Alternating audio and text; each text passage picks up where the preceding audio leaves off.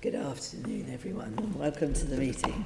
Could I ask everybody to check that their electronic devices are switched to silent mode and to avoid any interruptions? Members of the public may wish to follow at London Assembly on Twitter. Assembly file. Are there any apologies? Received no apologies for absence. Are there any other declarations? Can we note the declarations of interest? Noted. Thank you. Can we agree the minutes of the committee meeting on the 10th of October 2018? Agreed. Thank you. Can we note the completed and ongoing actions? Noted. Thank you. Well, I'd like to welcome our guests. Fiona Twycross, Assembly Member, who is Deputy Mayor for Fire and Resilience. Steve Apter, Deputy Commissioner, Director of Safety and Assurance at the London Fire Brigade, and John Hetherington, Head of the London Resilience. Welcome all three of you. I'm going to start with the questions, if I may. And the first question is to Deputy Mayor and John. Can you describe how changes to resilience and emergency planning arrangements in London over the past few years have strengthened the resilience in the city? So, Fiona, if you'd like to start. I think that there's obviously been a high number of incidents over the past year or so, and it's really sort of brought the role of the resilience group, the role of the resilience forum to the fore, and I think it's sort of people have thought much more about resilience, what it means in practice. So I think that from a governance perspective, obviously I've now got resilience as a very clear part of my role, and I think that enables me to have the remit to sort of work much more closely than I might otherwise have done with the resilience group, look at what issues might need to be resolved, and sort of look at how we can really strengthen the team. The previous head of London Resilience, while an expert in the field with a really strong track record, particularly around the Olympics, as people know, was actually working part-time. And I think it wasn't sustainable when we looked at sort of recruiting his successor. We felt it was really important, particularly in the current climate, to have somebody in the role who was working full-time, had the scope not just to sort of do the immediate work around incidents, but actually sort of plan for the future. And I think this is already paying dividends, to be honest. I don't want to embarrass John in public, but I'm going to. It's already paying dividends in terms of the sort of the focus of the team. And so that's a change. And I think the other change, and I'm sure John can go into the actual details of the work of the team itself, but the other change has been a shift generally in an understanding about what resilience is, away from, not including, but away from it simply being about sort of emergency planning, to actually looking at what more you can do to prevent emergencies happening in the first place. So looking at long-term resilience, and we're embarking on a piece of work with the 100 Resilient Cities programme shortly, that some of the issues we'll be looking at, that will be streams of work that could prevent things happening. So, and I think the team's already been looking at issues around drought, looking at sort of how you can strengthen community resilience. We've got a steering group on community resilience. So we're looking at resilience in its broader sense, building on what has been a successful team in terms of emergency and contingency planning over many years. Thank you. John, have you got anything to add? Just to reiterate some of the points, the Civil Contingencies Act brought into effect in 2004, so still relatively recent legislation in terms, but civil contingencies looked at emergency planning. What we've seen a shift to in the last few years is more a holistic approach through resilience planning. So a move from what we would term as acute shocks or sudden onset incidents to the chronic stresses that Fiona described. Physically, we've also merged our teams, so two teams, one of which sat within London Fire Brigade, the emergency planning department there, with the London Resilience team, so we have a greater pool, a collective pool of staff, and also we've moved and co-located and are hosted by London Fire Brigade, so we sit within the operational resilience department there, and have excellent working relationships with them to share and broaden their knowledge. And I think this is testament in terms of the marked difference in the way the partnership responds to incidents. If we compare back to 2011 and the public disorder through to today, our frequency, our style, and the way in which we conduct strategic coordinating groups in response to emergencies has changed a great deal. Thank you. Steve, what role does the London Fire Brigade play in developing resilience and emergency plans in London? Chair, so as John's referred to, so London Fire Brigade in its own right is a Category 1 responder under the Civil Contingencies Act. So as such, and John's all referred to that coming together of the teams, and I quite often refer to the resilience of resilience. So that has enabled, and certainly in the time I've been here, to build more resilience within the team. So London Fire Brigade, I have a permanently seconded or embedded group manager within the team at John's disposal to ensure that continuity of information flow between both sides of the resilience piece. Also, when we talk about resilience within London Fire Brigade, we talk about local resilience, but we also talk about national resilience. So London hosts a number of national resilience assets, and for example, within the chemical, biological, radiological and nuclear emergency field, London Fire Brigade takes the lead role on behalf of the partnership. But also nationally, the Commissioner, the London Fire Commissioner, is now the National Fire Chiefs Council lead for counter-terrorism with the Fire and Rescue Service and the resilience piece around that. I myself am the CBRNE lead for the National Fire Chiefs Council.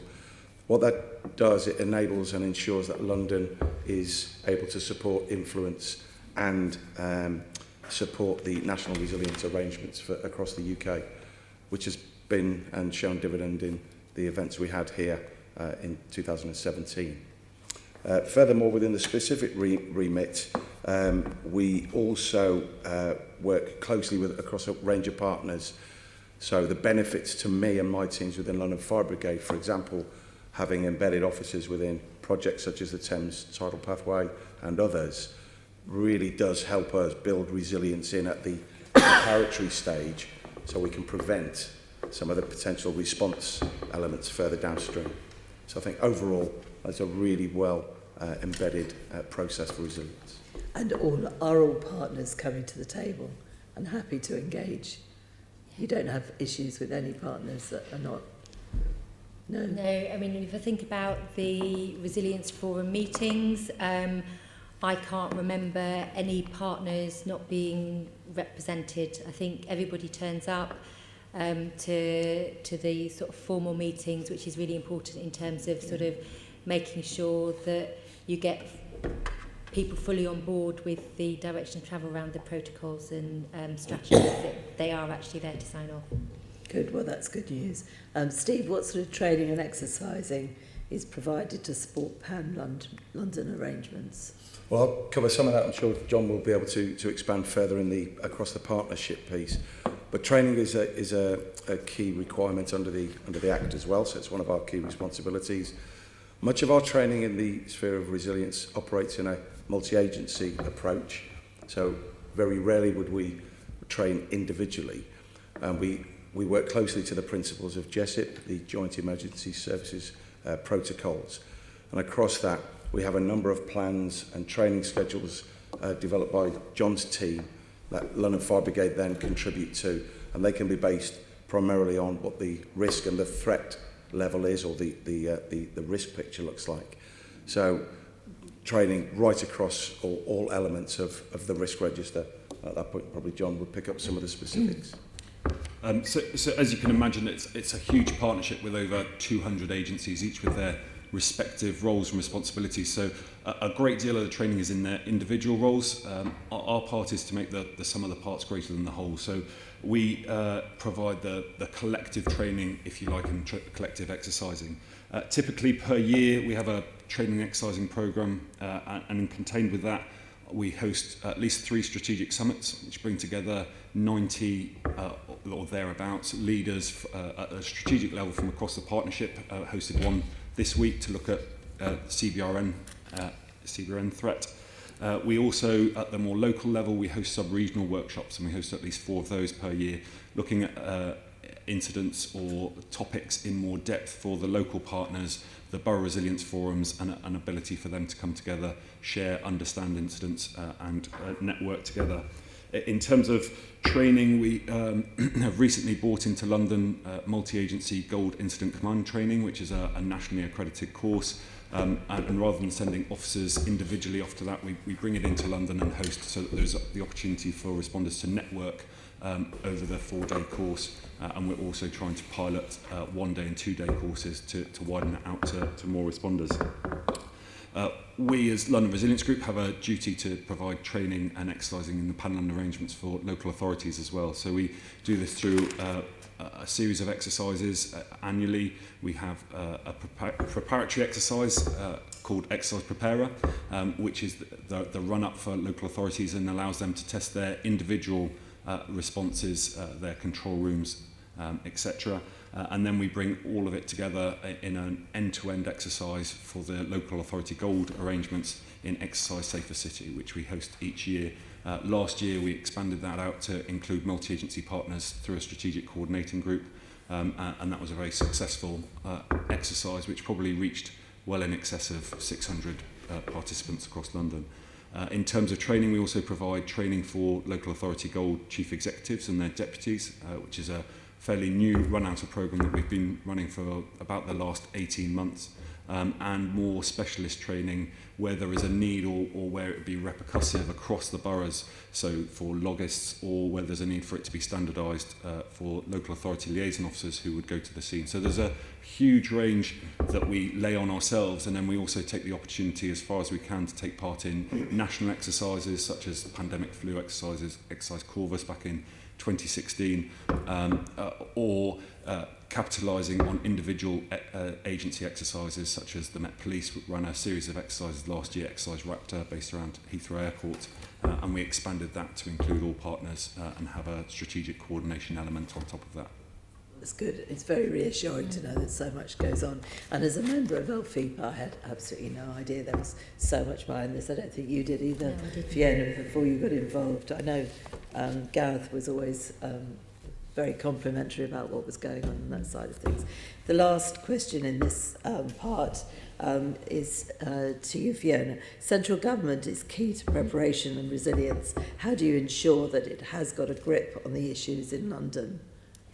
How central government's got a grip on the issues in London. How do you make sure that the government understands we've our got issues? We've got quite close working relationships through the forum with the Resilience and Emergencies Division of MHCLG. They've got advisors who are dedicated to particular local resilience forums, and we've got a very close working relationship with that. I think John and his team talk to them on a daily basis. I talk to them very regularly. For example, I had a conversation with one of the advisors yesterday, and I think that sort of helped us, and we have quite a frank relationship with them. I think it works both ways, but it's one of trust. In terms of other departments, I think each of the agencies on the resilience forum will have their own relationship with their relevant department, so a lot of it's through that. And there'd be particular issues or particular events that they would talk specifically about some of the resilience arrangements. Okay, thank you. Are there any questions on that section? No. Right, we'll go to our next section, which is David. Right, thank you, Chair. So my question to you, Deputy Mayor, if I could, about the goals and focus of the London Resilience Partnership. So you're the Chair of the London Resilience Partnership, and you have to make sure that the arrangements are in place for London to be a resilient city. So how can you be sure that London's arrangements are good and fit for purpose? As the Chair alluded to, we didn't really look at this in a huge amount of detail when the Resilience Group was first hosted by LFIPA. And I've no idea why this wasn't the case. I mean, I think it was hosted for about 18 months by the Fire Authority. And I think that one of the benefits of the governance changes is, as I said at the beginning, that this is a very clear part of my remit as Deputy Mayor. And so there is more direct oversight, not just of the Resilience Forum, but actually of the work of the Resilience Group. And I think my role is both to challenge and champion the work of the Resilience Group and engage as fully as possible with the London Resilience Forum. So I have regular meetings with John, and I think we probably have daily contact, I'd have thought, particularly at the moment. And when I became Deputy Mayor, I met with every single team member to get a really thorough understanding of what the London Resilience Group did. And I think we've talked about members of the committee coming down to see the Merton Control Centre, and I think that a large number of the Resilience Group team members are based there, and I'd encourage you to come along and actually meet them at the same time so that you can talk through with them the projects they're working on, the type of challenges they face, because I think this is one of the ways that I've been able to get an understanding for when I talk to John about his priorities and how he's refocusing the team in terms of actually getting an in-depth understanding of what they do. I've, as I said, sort of John's role is now full-time. We've made his personal line manager a director in Steve rather than an assistant commissioner as it was before, which I think sort of lifts the profile of the group within the sort of fire brigade family. And then I've also included John as a permanent attendee and contributor to my monthly Deputy Mayor's Fire and Resilience Board, which means that he's at the table when I'm discussing issues with the brigade senior staff, and also gets an opportunity to contribute about issues relating to the work of his team. So I think it's really important, though, that I don't step into operational issues, and there's always that balance between sort of getting a good understanding of what people do and sort of overstepping that line to starting to interfere. So I don't do that, at least I hope I don't, but I do need to get some assurance around performance, not just of the team but of the partnership. And this means that, for example, while I didn't attend the multi-agency debrief sessions on Grenfell, I did push for them to happen, and I also received a briefing about them afterwards from John, which enabled me to discuss how lessons would then be implemented. So it's about getting that balance right between making sure things are happening, but not actually sort of starting to sort of meddle in the detail in a way that would be inappropriate. Okay, thank you. Have you got any examples of successful working between the different partner agencies within the resilience group, and how do you maximise those opportunities to collaborate between the different groups? I think the whole project as a whole is probably an example of collaboration in its broadest sense, because we've got over 200 partners who are part of the London Resilience partnership. So not all of those people will sit around the table at the Resilience Forum, but they'll sit on sector panels, they'll take part in desktop exercises, they'll come along to some of the strategic summits that John and his team run. If I were to pick out something in particular that's quite topical for the work of the Resilience Forum, I'd say that going forward, I'd be looking for the Community Resilience Steering Group, which has got representatives on from local government. It's chaired by a sort of local government chief exec. It's got the voluntary sector representatives at the table, the fire brigade, community groups and things like that. That's what we should be looking at in terms of drawing together all the expertise, trying to make sure that we broaden people's understandings of what resilience looks like, and actually take our work on resilience and get examples of best practice of what community resilience would look like in terms of complementing the emergency services work, for example. What does that look like, and how can we then roll out that best practice across London?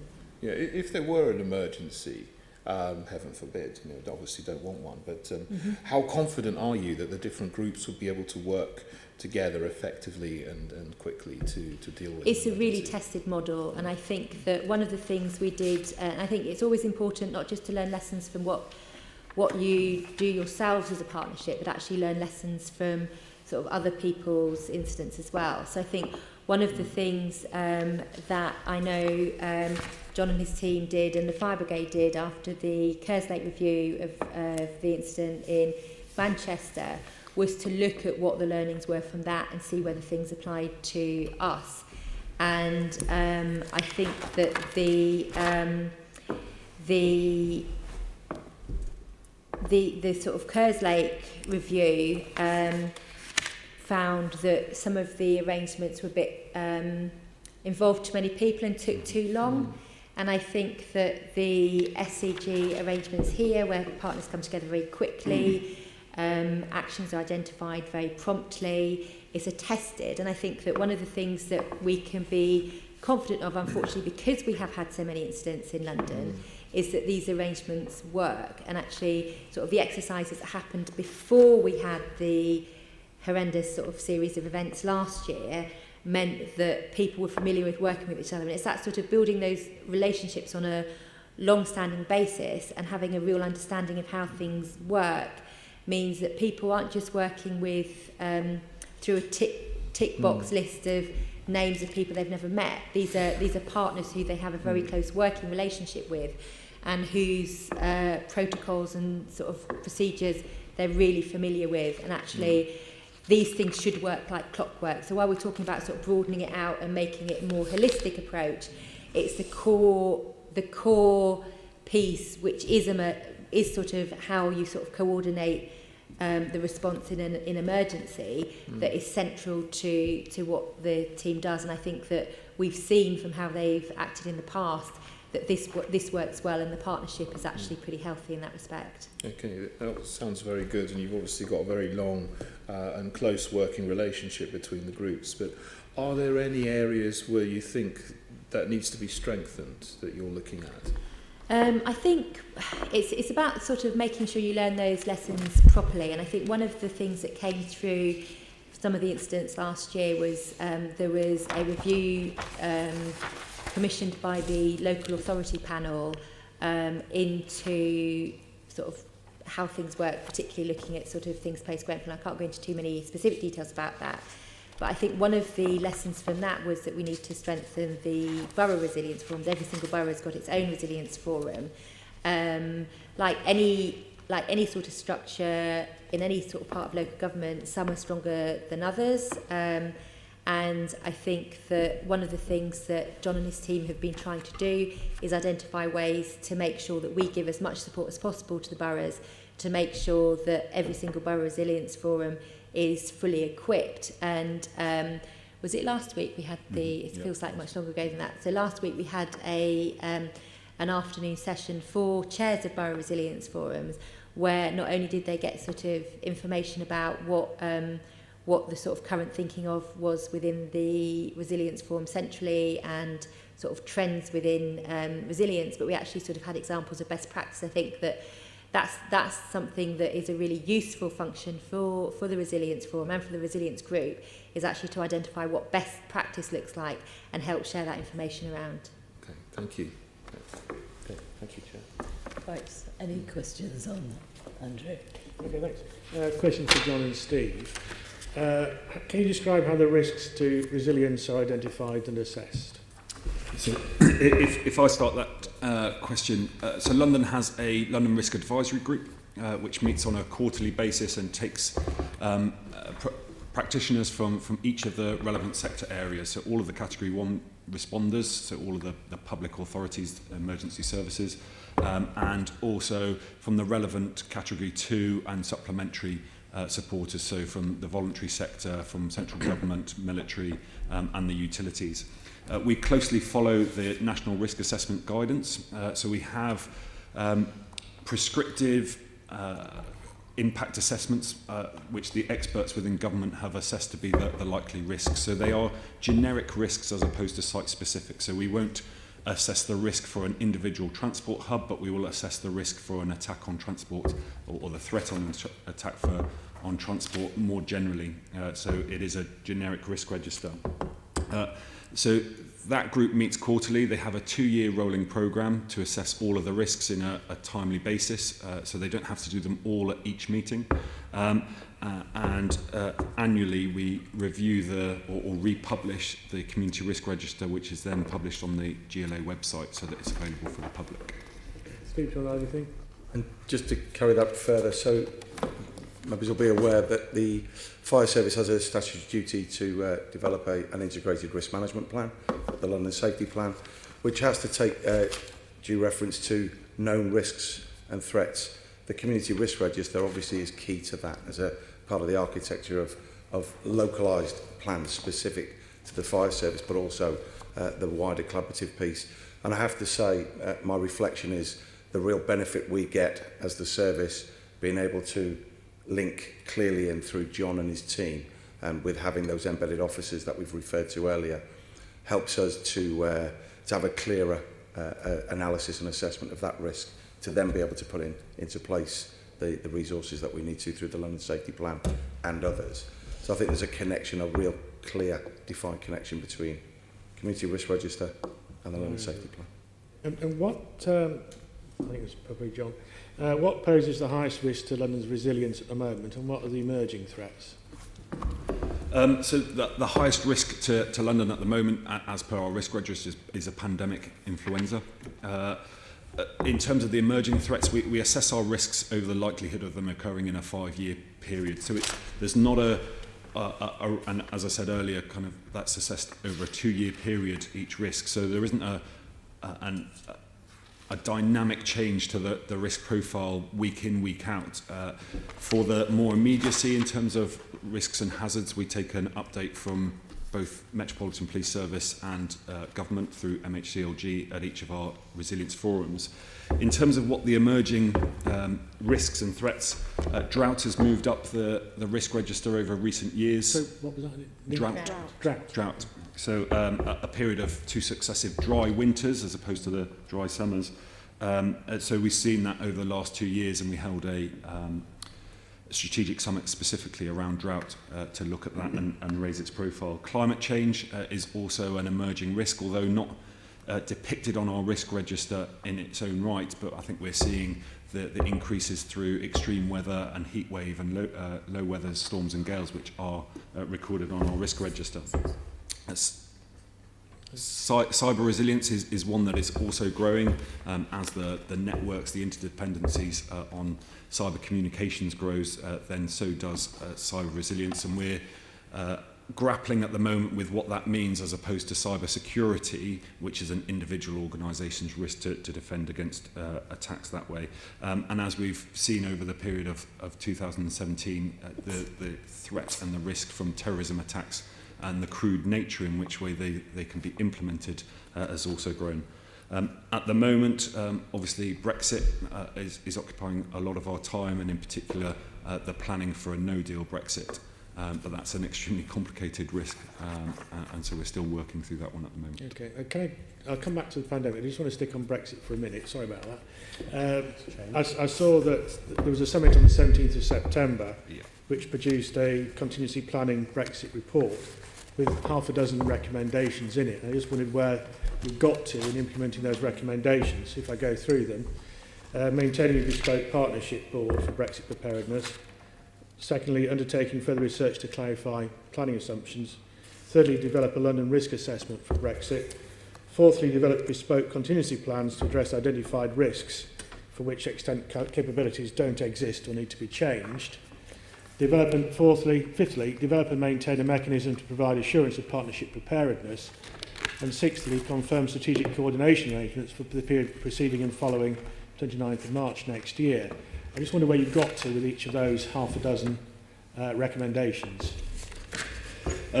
So as I said, in terms of the risk, it's an extremely complicated and ever evolving. Well, that's why you've got half a dozen recommendations, picture. I guess. It is, absolutely. So in terms of the contingency plans, if we work back from there, we can't put a contingency plan in place until we know what the risk and the planning assumption is. So a great deal of our work at the moment is to determine that risk and to really clarify the planning assumptions. So as we alluded to earlier, we have daily contact with government.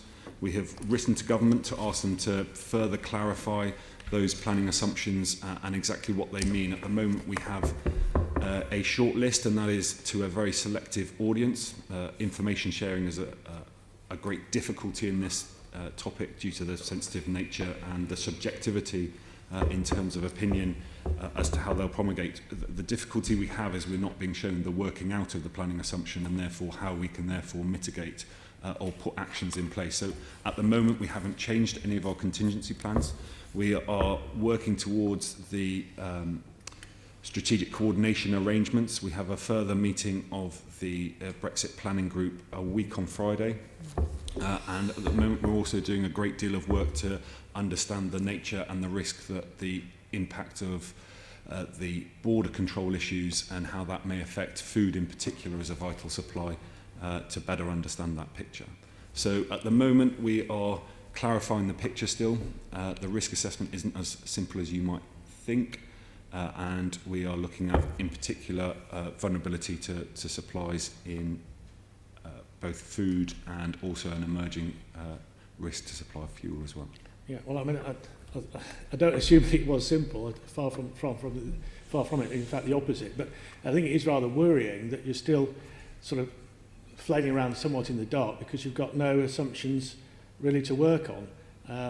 It's like a bit of a finger in the air, isn't it? Because if the government won't tell you what's going on, how can you prepare for it? And it's only 5 months to go.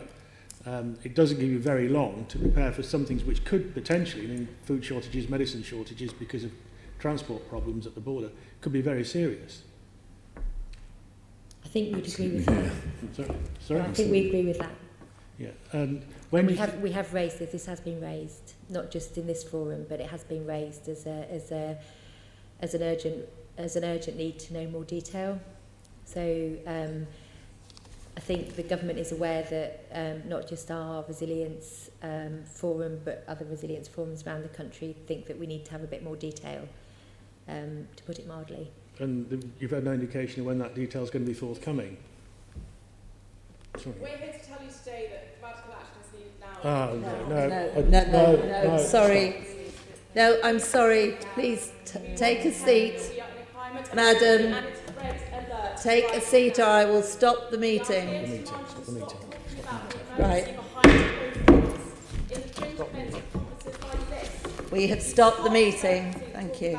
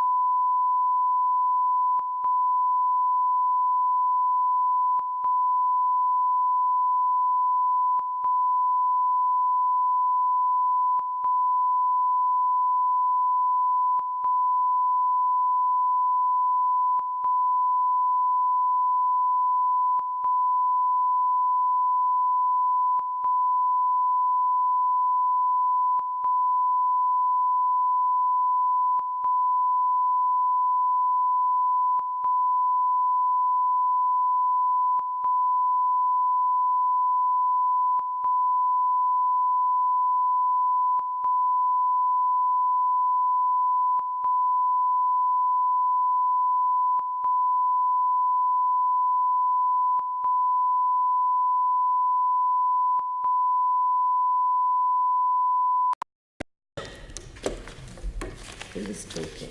Me. Oh, I'm so sorry. Thank you. Apologies when people interrupt from the gallery and won't stop talking. We are told we have to stop the meeting.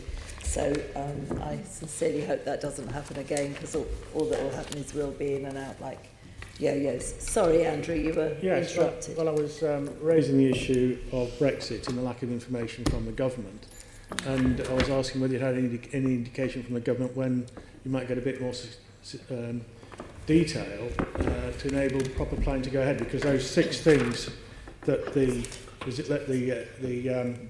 summit identified are obviously quite major pieces of work, each of them in their own right, and there's so little time to actually implement them. We've sent a letter to our contacts at our sort of key contact at the MHCLG, and John Hetherington, myself and John Bowdell have actually got a meeting with them next week. We've sent them a list of further areas with further information that we require, and a request for particular... Well, we've identified some gaps that we need in order to fully inform proper contingency planning. So we're hoping that we can progress that at a meeting next week. And as I said before, we've actually got very positive relationships with the officials at MHCLG. So we're hoping that we can resolve it and actually sort of get a sense of what lies under some of the quite scant planning assumptions we've been given. Okay, can that letter be published? And I think it probably can't be, actually. It's official sensitive at the moment. It's categorised. Okay. And I think it was it last year we had the Euro exercise, which was that major fire brigade exercise involving all the other organisations. I can't remember, it was the last year or the year before. 2016. 2016 it was. I think the outcome was 2017. Sure. To what extent will Brexit affect the ability to draw on other EU countries' resources in major incidents like that? It's one of the items we're unclear of. We're working on a planning assumption that there are clear indicators that security arrangements continue, and we continue to work with colleagues across Europe. In fact, only this week, one of my officers, AC Crane Ellis, has been hosting colleagues from across Europe, looking at future potential training and sharing of experiences and expertise. We have to work on a planning assumption that will continue until we hear otherwise. But it's another of those uncertainties. Yes. Yeah. So moving on from Brexit, you're pleased, Chair. No, I wanted to come in. On Brexit. Did you want to come in on that one? This area here. Well, shall I? If Andrew finishes and then... Yeah.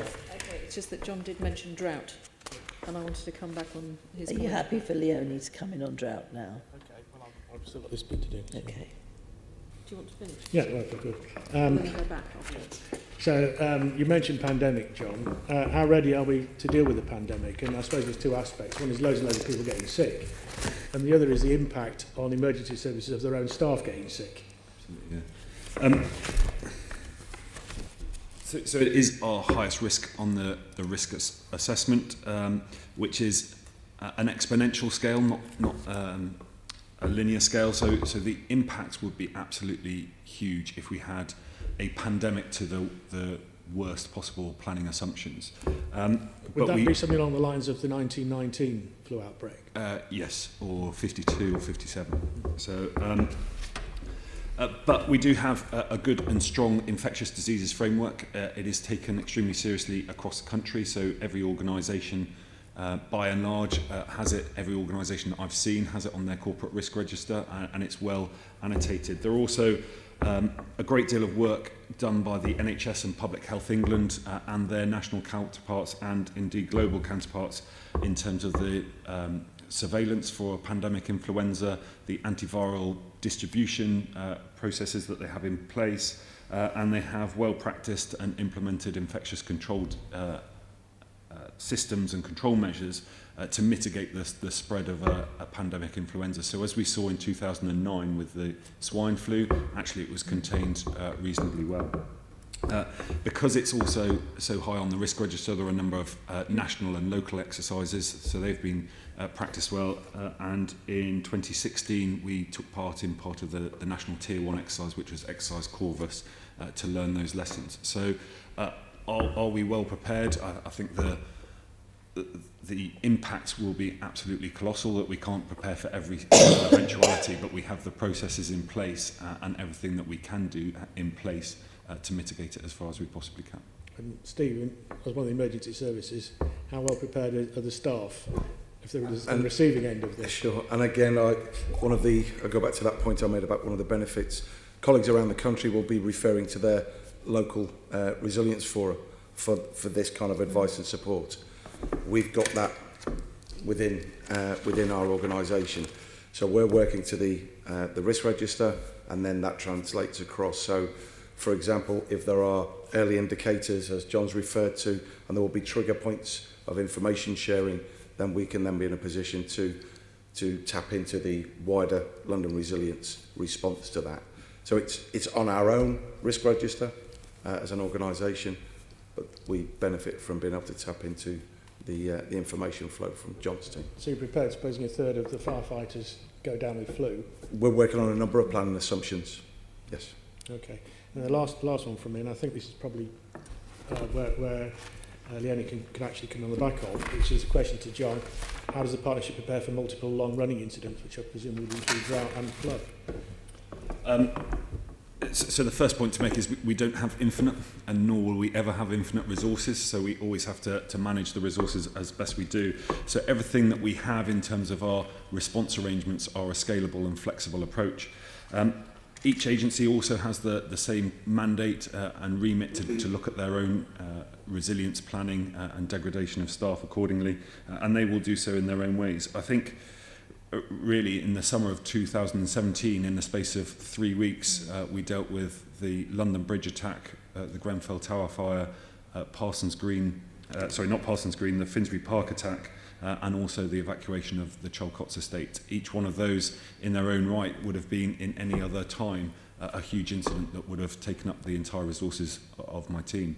We did that over a 3-week period, on top of which we had an election, a general election called, and probably unknown to most Londoners, in the middle of that we also had a scare of potential water shortage. So that was quite a testing time, to say the least, at which the team did extremely well. Following that, we as I said, we've merged our resources. We've put in place greater training across the team, so we've doubled our number of supervisor posts. So we've tried to upskill all of our teams, so we have 2 available at any one time on call, rather than 1 that we had previously. We've cross-trained our senior managers, so rather than having 4 managers and 3 strategic advisors, we've trained all 7 of us in those roles so that we can cross-train or respond as we need to. And we've also put in a number of practical measures, such as the ability for remote working and engaging with other partners to enable mutual aid. We tried mutual aid in those circumstances. We brought in partners from other LRFs that had its own challenges, because actually our greatest strength is the networks that we have, the relationships that we have with partners. So some of our learning would be to go far quicker to the private sector to bring in administrative skills which allow us to kind of concentrate on the advice, the technical expertise and the support that we can provide to other responders. So it's always a challenge. I think we rose to that challenge in 2017, and I'm confident that with the flexible arrangements we will be able to again. Okay. Thank you, Leonie. Thank you, Chair. No, my question is really about how you define the highest risks and why you've come to the conclusion, how the definition has been made, that flooding is in the very high category, but that drought is only in the high category. I mean, I've been working a lot with Thames Water and also with the Environment Agency, and I'm going to put some of these questions actually to Simon Moody later as well. But for me, and actually it's quite interesting that someone just got up and tried to make an intervention around climate change. You referred to 2 dry winters. And talking to Thames Water about their water resources management plan, which they're looking at over the next 80 years, I think the issue with drought may be understated. You know, we saw what happened after the beast from the east and the situation with Thames Water trying to distribute bottled water in specific locations across London. I look regularly at the London Data Store information about the levels of water in the Lee and the Thames and in reservoirs, and there have been times when they've been at 60% of the previous time last year. Now, we know that earlier on this year, after 2 dry winters, that we were in a very difficult position, and drought could have been imminent, but luckily it started to rain. I just wonder whether you are underestimating the impact of drought and that it should be in very high, because I think the likelihood, given climate change, is increasing. And I'm concerned because we know, we've just talked about the impact on food distribution. Water distribution is even more vital because, you can't live without water after 3 days. So I'm really concerned that you only have it as high and not very high. So I completely accept some of your comments. I think it has moved in recent years from a medium risk to a high risk.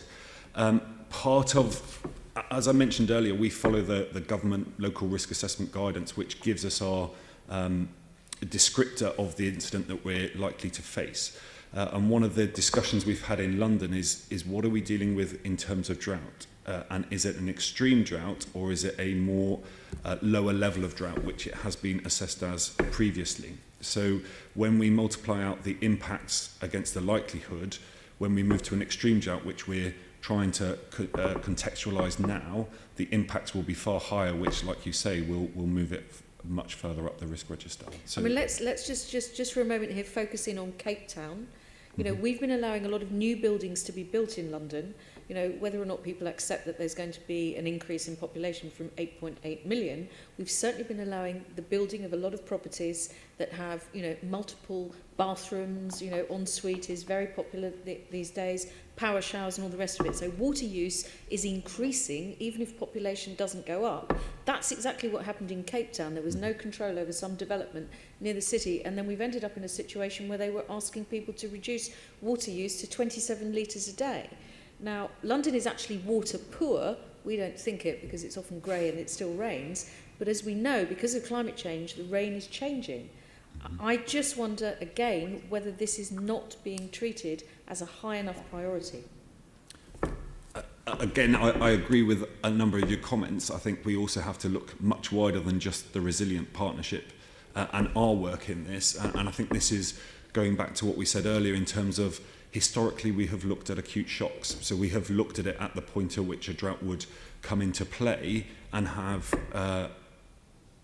perhaps wrongly, but I think through evolution and through resources, have relied on those that are looking at climate change, the environmental aspects, and also planning to put in place that foresight and forethought to mitigate out some of these risks. This is certainly that will come into the fore in terms of the chronic stresses and the areas within the 100 Resilient Cities longer term strategy, where we'll look to provide greater mitigation, adaptation, so that we're not faced with these resilience issues in the future. So I completely agree with your points. I think we've had the conversation in terms of how we classify and categorise drought, and therefore the impact that it would have, which would certainly push it up our risk register. I think it's not something that we've taken lightly. In fact, we've held a strategic summit last year in terms of drought, and we invited over an expert from Barcelona to talk about their experiences and how we could learn from them. So we're not doing nothing about it. It is firmly lodged on our minds. And just last year, we moved up the scale in terms of our drought level from 1 to 2. And it is a regular discussion at both the programme board and the forum as we kind of move our way through this ever-present risk. Thank you. Thank you, Chair. Very interesting point, yeah. David. Thanks. I did want to ask about a similar topic, actually, about drought.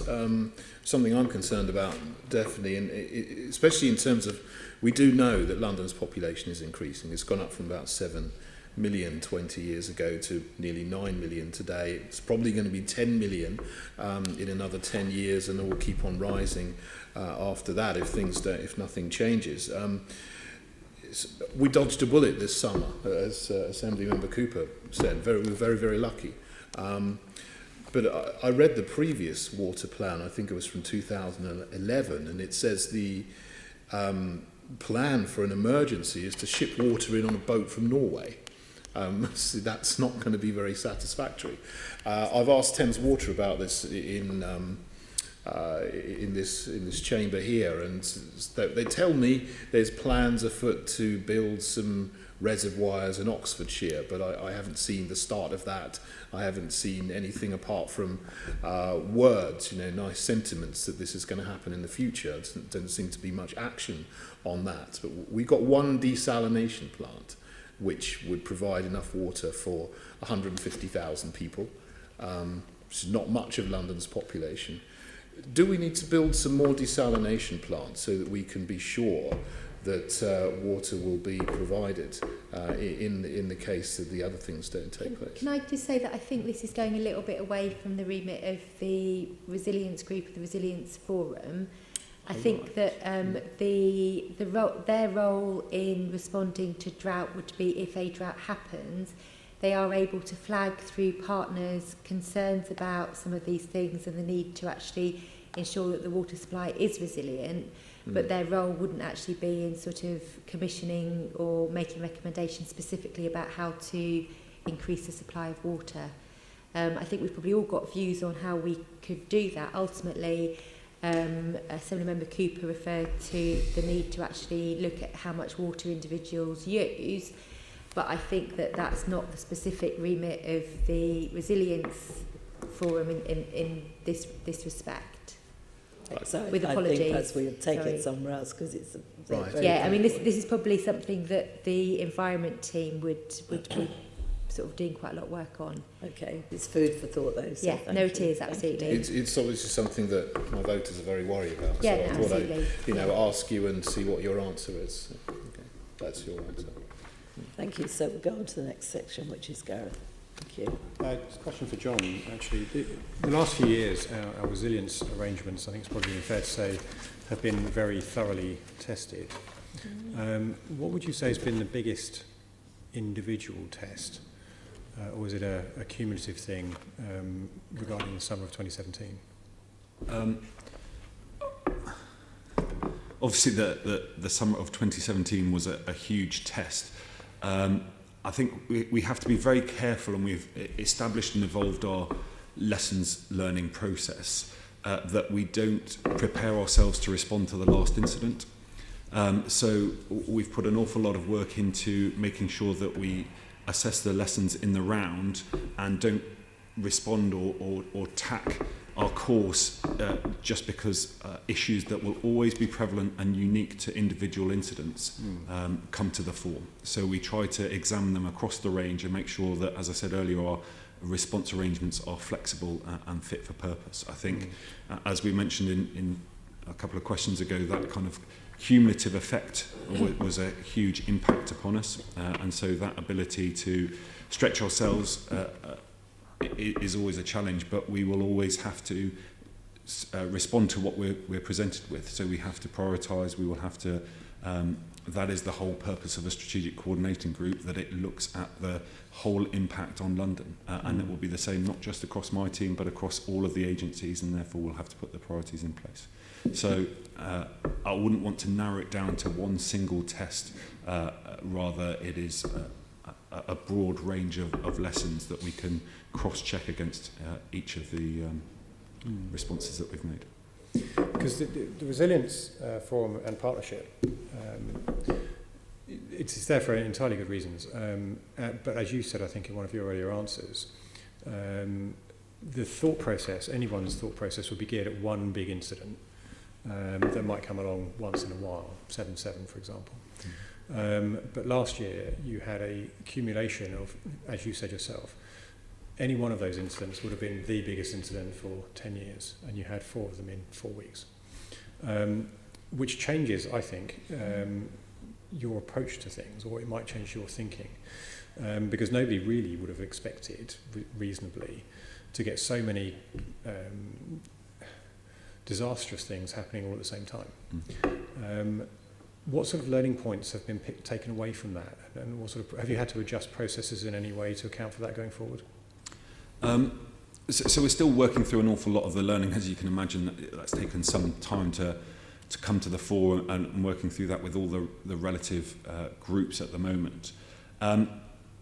again, I go back to if we have one plan, it is how we bring the right responders, the right decision makers together at the right time in order to make those decisions. And I think that plan, the strategic coordination plan, protocol, stood the test of time throughout those incidents, and we did get the right people in the right room at the right time, able to make those decisions.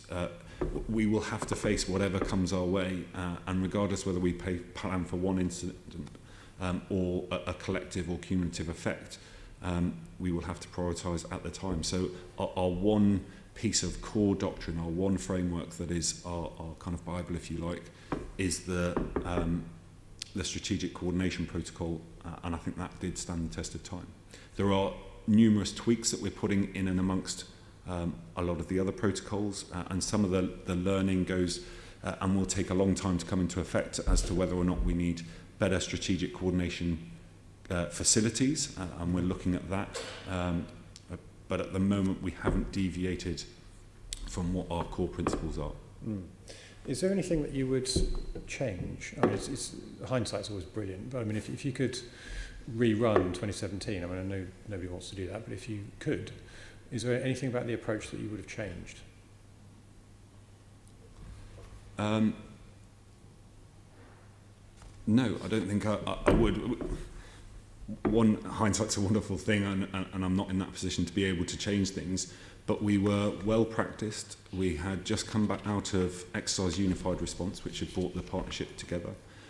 We had our learning from the Olympics and the ability to coordinate collectively. We know each other as partners. We've upped our ability to coordinate remotely as well and use technology to its advantage in terms of dialing into teleconferences.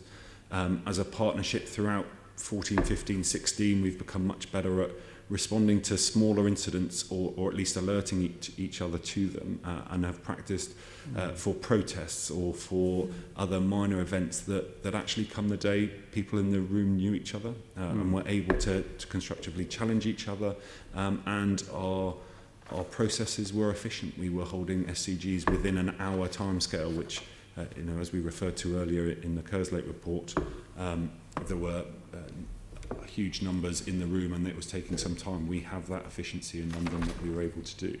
So in terms of our core principle response, then at the moment, no, there are always tweaks and small changes that you would make, undoubtedly. In terms of our core principles behind which we responded, then no. I think probably slightly pressured for time, but I think on a cumulative basis, I think the answer is perfectly fine. I would be tempted to ask you about individual cases. I know we can't stray too much into Grenfell territory, for example, but one of the queries that was raised not long afterwards was the amount of time it took for local authority goal to be triggered. Is that something, with hindsight, could have been changed, could have been altered? I think that's a question for local authorities as well. Just for me, I think the inquiry will look at that, so I don't want to go into that too much. And I think it is a subjective view relative to any incident and the information that you're possessing at that time. Hindsight is a wonderful thing, that it's very easy to make sweeping judgments at this present time, as you've seen how the whole incident unfolded. There and then, in the midst of an incident, you have to take the judgments as best you can. There were some learnings that the local authorities panel sort of picked up themselves, though, and I think that if you haven't had the opportunity to read it, the report that they commissioned is quite interesting in terms of different ways where they saw that the weaknesses might be. And actually, Hammersmith and Fulham commissioned their own internal review that also sort of goes into quite a lot of detail. That's quite an interesting reflective approach to looking at the issue. And I think it's also just the Riordan report and Mary Nay's report, who are both accomplished chief executives in their own right, who came in and independently reviewed those the London Local Authority Gold arrangements. Their report states that they are fit for purpose, and they are fit for purpose in what they're there and how they achieve work. And a subsequent legal review by London councils as well has maintained that they are fit for purpose in what they're there to do.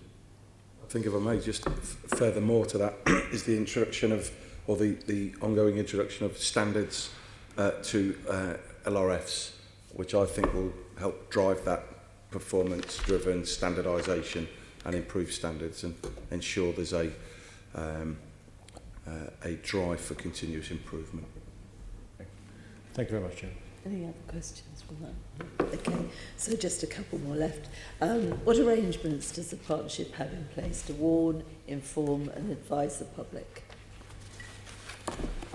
John, I imagine. So all of our Category 1 responders, as I mentioned earlier, the public authorities, emergency services have a duty in which they have to have arrangements to warn and inform partners. So they go about that under the premise of their advice and guidance that is pertinent to their service in everyday manner, and campaigns, information campaigns, Twitter campaigns, etc., and websites that you've seen.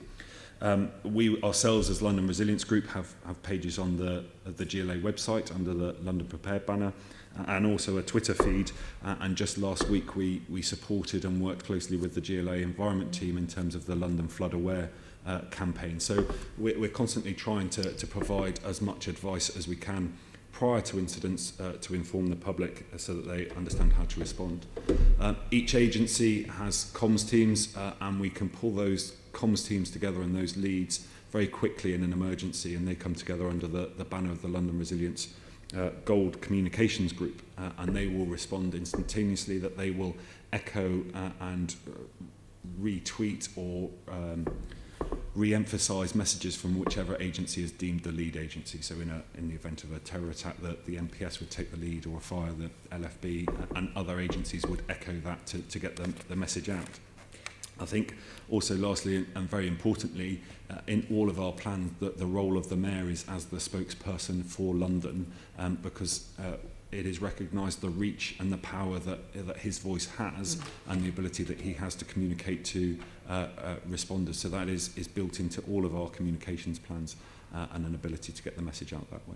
Okay, and have you thought about how you strike a balance between causing alarm and informing people? How do you make sure you get that balance right?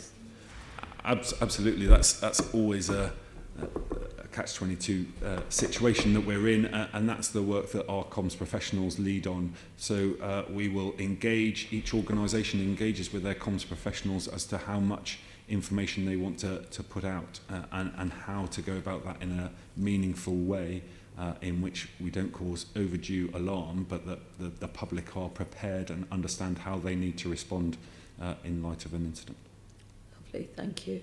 Are there any other questions from I think that somehow we ought to look at this drought situation, because I have every sympathy with what Assemblymember Cooper was saying there. So I think we need to find out where it needs to go for us to raise it, because it's such a good point. I think at some point the findings from the strategic summit on drought would be of interest to members, and we'll see how we can best share that. And I think that I'd suggest that obviously you've got I think you've got the Environment Agency here this afternoon. Well, Simon's about to come and but I also think that the utilities panel includes Thames Water, and I think that would be a really good idea. At some point it would be useful, I think, for you to talk to Sarah Bircher from Thames Water about sort of the work that she's been helping leading on, which there is an awful lot of planning going on, and if it's something that's of interest to people, then we can arrange something, whether it's a sort of informal briefing or whether it's sort of coming back or bringing people back to one of your sessions. Well, we do that. So in the meantime, can I thank all three of you very much indeed. Absolutely, yes. Very interesting now. Thank you. I don't do this now because we just carry on. We're going to adjourn, will we? Okay. Can I invite the next guest to come down? Thank you.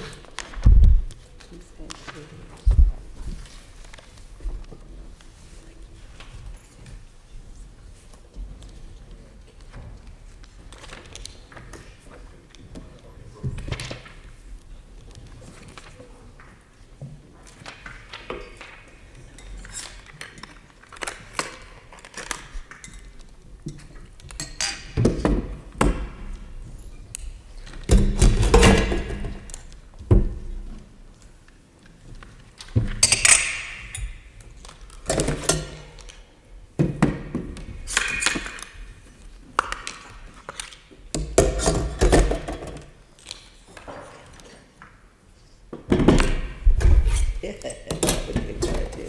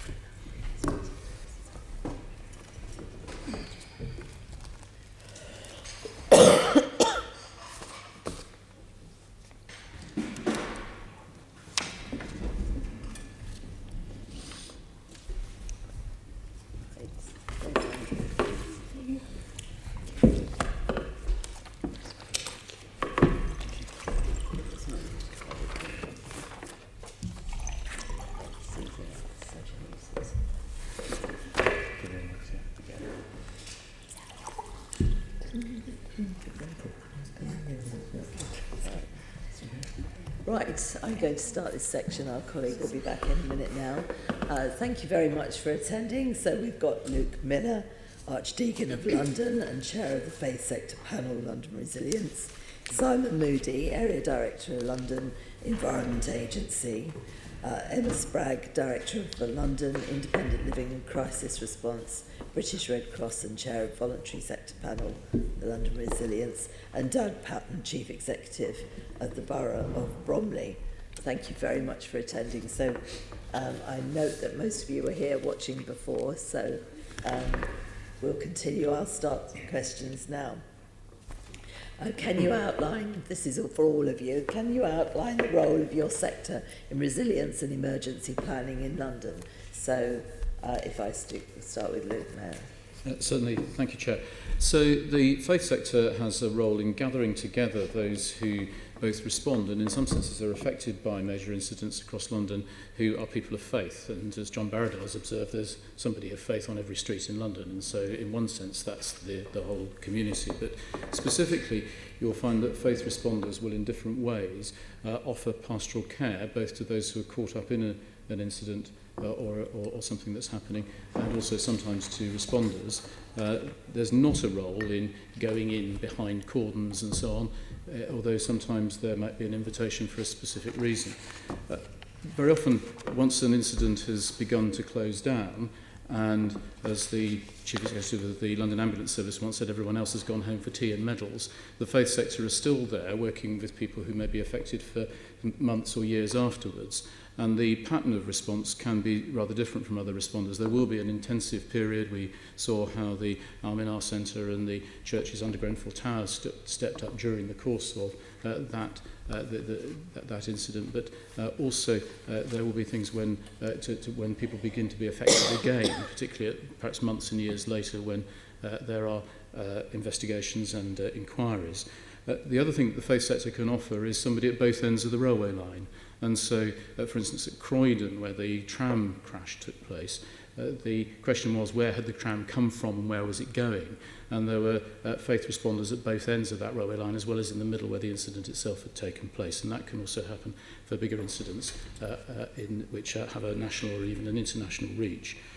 There's also a role in helping to provide a voice that is, in some senses, neutral. And again, we saw that particularly around Grenfell, with the opportunity to offer people who can help to articulate for a community and to offer a place of trust when perhaps trust is being eroded in others.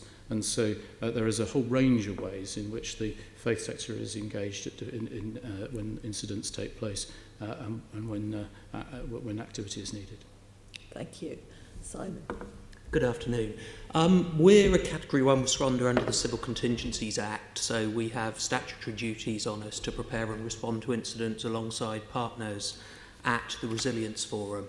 They mainly involve flooding, environmental incidents. We talked earlier in your earlier session about drought, and I suppose I'd classify our role as in three ways.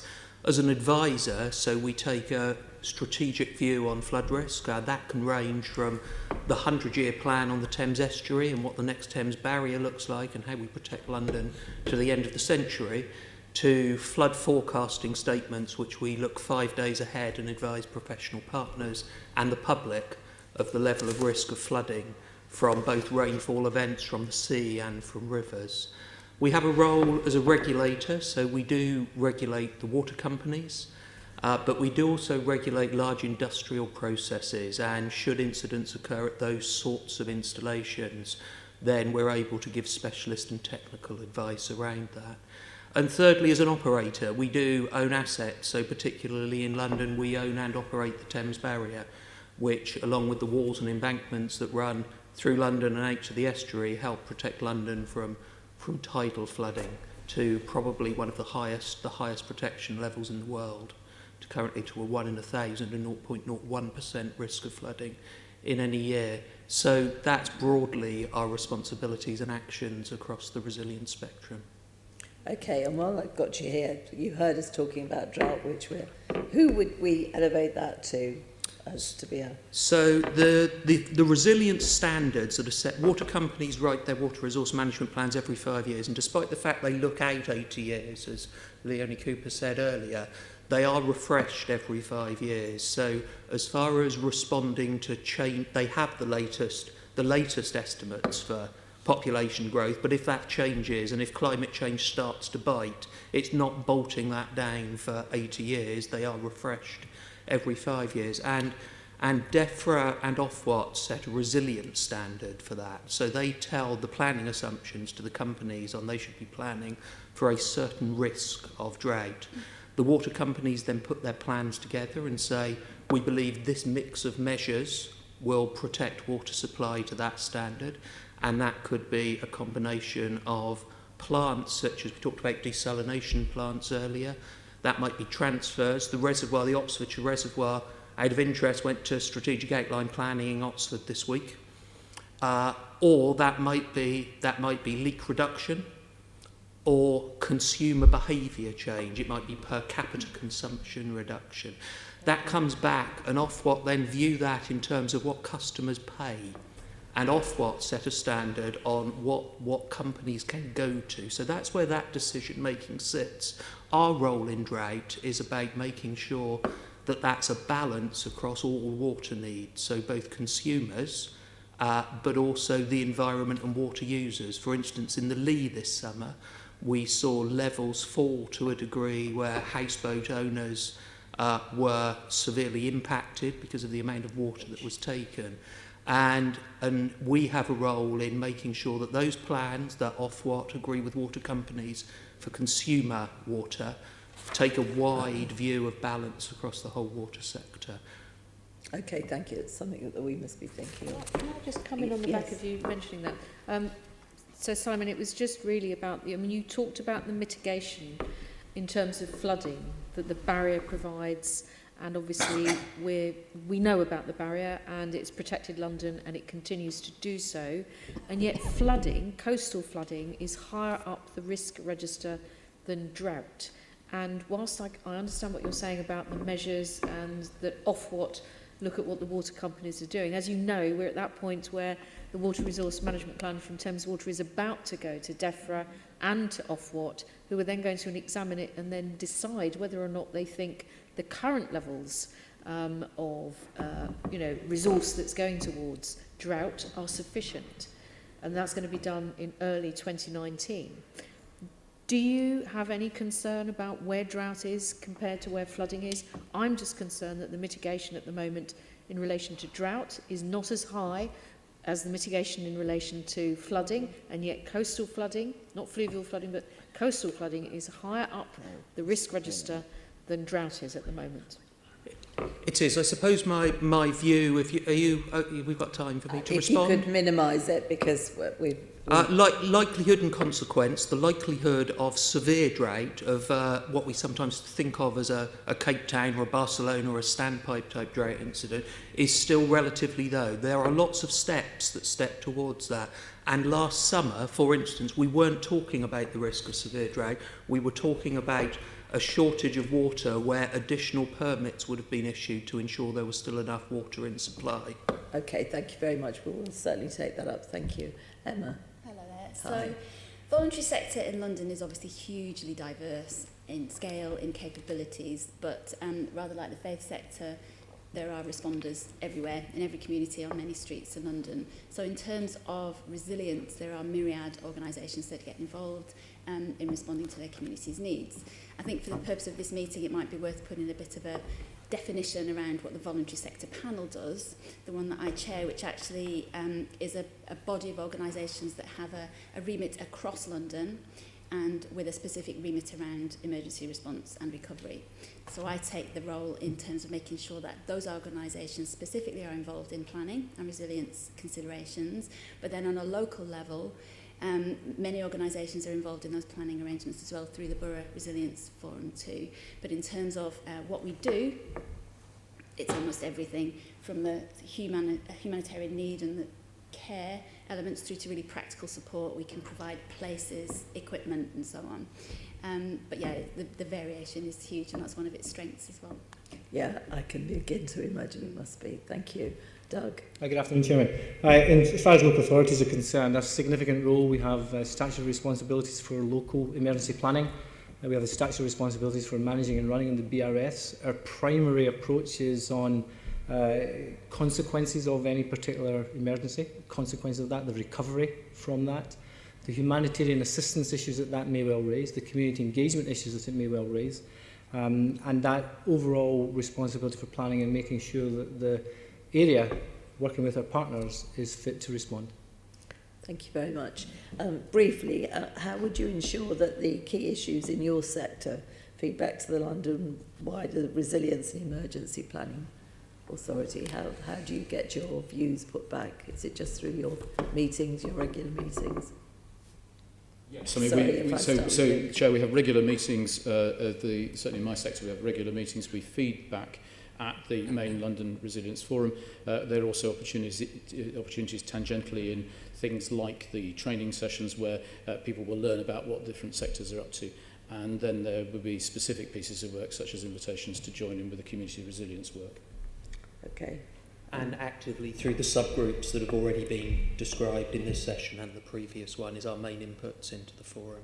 Is it the same? And we would work up through our local authority through into a regional forum. So in the southeast of London, we work together. We feed any issues through to the local authorities panel, and I represent the southeast in that local authorities panel. So we have a good vehicle through it, and then obviously the chairman of the local authorities panel sits on the partnership and forum.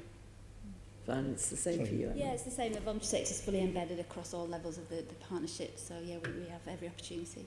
Okay, and in what sort of ways does the London Resilience Partnership support you in your roles? If I start with you this time. So in the local authorities, we have what we call a service level agreement with John Hetherington and his team. And we take that expertise, we get the benefit of the training. John was mentioning it earlier on. All those strategic issues that they focus on, then we get the benefit of through our contacts, through the training sessions, through the exercises, and just through our service level agreement where we have that contact. Thank you. Is it the same, Anna? So we have one of the fantastic London Resilience managers, Kelly, who comes to our voluntary sector panel meetings, and she helps to facilitate the flow of communication between the panel and the forum, which obviously I'm responsible for sharing as well, but we get full support from her in a range of ways. So for example, there was reference earlier to the sub-regional workshops that are happening this week with local authorities. Voluntary sector has a focus next week. Voluntary sector is focus of those, and Kelly's absolutely pivotal to helping put those briefings together and make sure that they work properly. Thank you, Simon. I think it enables us to collaborate with such a wide, it gives us access to that wider resilience community in a way that as an organisation alone we wouldn't be able to. And sometimes that's speaking, sometimes that's getting our message across, but often that's listening. So I think the common operating picture, the teleconference, which happens every Friday, which gives that temperature check on events in London, and I think quite often events aren't self-contained, are they? Mass power failure will have impacts on water treatment from my world and potentially flooding and operations of assets. So it gives us access to that broad spectrum of responders and keeps a live intelligence picture of risk. Luke? We also have support from a London Resilience Manager at the meetings, and very recently we've started to receive support for Secretariat, actually from Deputy Mayor Matthew Ryder and his team. I recognise he's about to step down, but yes. That's been very helpful to us in starting to build capacity. The faith sector has moved from being a question of why is there a vicar in the room to where is the vicar, we need him. And it's been quite difficult to, and we may come to that later, but that's been an enormous help in very recent times. We're still bedding that in and seeing how the terms of reference need to shift and change to ensure that that works really well. It continues to be faith-led, but really well supported. We're grateful for that. We need to make it work really well. But it sounds like you're supported well. Could you be supported in a better way? If I might just add actually to Simon's point, I think there is some added value to the partnership for the sector as a whole, because that sharing of information can often spark off all sorts of different conversations and ideas and projects that people can get involved in. So there is a really good value to that. Could they support us in a better way? That's difficult to answer, actually. I mean, there's a huge amount of information, as you might imagine, comes from the forum and the partnership. It's my role to distill that in a way that I think is going to be the most relevant for the partners that are in the room and the panel that I chair, because not all partners have, it's recognised that not all partners have the same level of capacity as we do at the Red Cross, and me and my role with a specific remit around this can handle. But I think that's done in a way that's perfectly manageable. Yes, sometimes I think we don't maybe, with engagement with communities, I wonder if we integrate as much as we can on messages sometimes, and maybe the forum and its members could help us do that. When I think of the sort of the different campaigns, right from the big Run High Tell to Say It Sorted to winter readiness to flu, I wonder sometimes if we're approaching that in too many sectorised ways, and whether the forum could help us put those messages across in a more integrated way. And that's something we haven't explored in maybe as much detail to understand if there's opportunity there. It's a very good point. And nobody else, okay. Right, thank you. Anybody else to ask on that? Right, we'll go to Flo. No, and just leading on from what you mentioned on that, Simon, the fact is if we look at London, we're very diverse, range of different communities, and the London Resilience Partnership committed to making sure that in terms of engaging with Londoners and making sure that they're aware of those emergencies as and when they arise, that they'll continue to effectively look at a range of different ways. But there are certain parts of London where a number of people are not computer literate. A number of people still don't have internet access. So whilst we may know about something by reading about it on Twitter, there could be a group of vulnerable people who don't know the dangers that's present in the area. So in your opinion, how well do you feel that the partnership is actually helping develop in terms of building capacity within the different communities across London to respond to any emergencies? I think there's a real attempt to do precisely that. There's a mantra, certainly, that we have in the faith sector: make friends when you don't need them. Because in the end, what you're describing is all about functioning communities, and this is where the community resilience piece is, I think, a significant shift away from the idea of just simply responding when something happens to trying to see how communities can be strengthened. In the end, I suppose it comes down to how can we build really good local communities where people are not atomised, separated from one another. I think in the end that comes in across a lot of things. Just simply, for example, in planning. If you live in a modern estate, you seldom can get onto a floor that's not your own, or visit somebody who doesn't live on the landing that you live, because your key fob won't allow the lift to stop anywhere except on your floor. That's very different from the kind of planning that was done in the 1930s in Somerstown, when Father Jellicoe built the estate there specifically in order to create community spaces where people would interact. So there's a whole range of stuff that applies here, but in terms of specifically resilience, we attempt to do our best to build those relationships. And you heard earlier how so much of this, in terms of on the day, but also in running up to the day, depends on knowing one another and working well with each other. So the community resilience programme that's just getting going now within the resilience group is going to be really key to that. And I think it's fair to say the voluntary and the faith sector are really quite core to that steering group, and I see there's some real opportunities for us to help to shape that work. One of the first tasks will be to try and map what resilience, define resilience activities happening around the capital. So look at all the different things that are happening through Red Cross have got projects, there are various funded programmes around the capital, where local authorities are involved with their local community groups as well. There's a huge amount happening, and then it's about, well, how do we actually measure what we want to say we have achieved as a partnership in terms of enabling Londoners to be more resilient. And that's going to be a bit of a challenge, but there's a lot happening. It's just trying to catch it all. As Chairman, I'd make the observation that through the Borough Resilience Forums, there's a lot, because the communities they describe are local, by their very nature that's what they are, and they're not always just separated by a borough boundary, they can go across. So I think that the role of the Borough Resilience Forums, given support from the partnership, to come back to the essence of the question, given the support from the partnership, but that it needs to be done at that local level through those routings. The partnership can provide, as we've said before, strategic expertise, understanding and training, but actually, you'll know as well as I do, that getting into communities needs to be done very, very much locally because of those differences.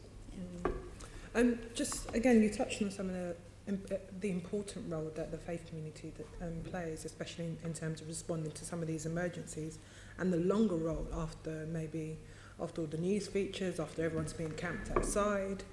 There are communities there who are having to deal with these, on the aftermath of the emergencies. Do you feel that there are any barriers or challenges to engaging with the faith community in terms of helping to promote some of that resilience? One of the things we've struggled with has been the sheer, the lack of, frankly, the lack of hierarchy. I come from an organisation, the Church of England, which has a very clear hierarchy and also dissipates out to ward level from national level. And so it's reasonably easy, literally, to press buttons and to reach people on the ground. Most other faiths precisely don't do that, and quite deliberately don't do that. And the result has been that it's very difficult for us to do that thing which I keep being asked to do, which is to kind of tell everybody. And so that can be a real issue. The other thing is to find those who can articulate and properly speak up for communities, because who do you ask in a community which quite deliberately doesn't have spokespeople, quite deliberately has a very flat hierarchy and an egalitarianism, which actually makes it quite difficult to engage in some ways.